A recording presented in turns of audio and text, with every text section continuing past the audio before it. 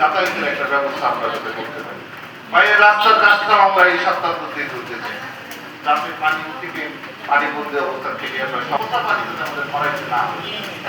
কালিয়াকৈর পৌরসভার মেয়র প্রার্থী সাইজউদ্দিন আহমেদের উঠান বৈঠক অনুষ্ঠিত হয়েছে। সোমবার ৮ জুন বিকালে গাজীপুরের কালিয়াকৈর পৌরসভার ৫ নং ওয়ার্ড হরদকিতলা এলাকায় বিভিন্ন উন্নয়ন পরিকল্পনা ও জনসাধারণের মতামত গ্রহণের লক্ষ্যে মেয়র প্রার্থী সাইজউদ্দিন আহমেদ এক উঠান বৈঠকে অংশগ্রহণ করেছেন।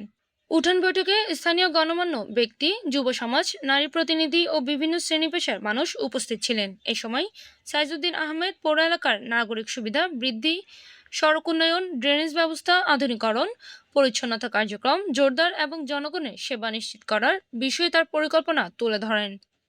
তিনি বলেন, জনগণের প্রত্যাশা পূরণ এবং একটি আধুনিক, পরিচ্ছন্ন ও বাসযোগ্য পৌরসভা গড়ে তোলাই আমার লক্ষ্য।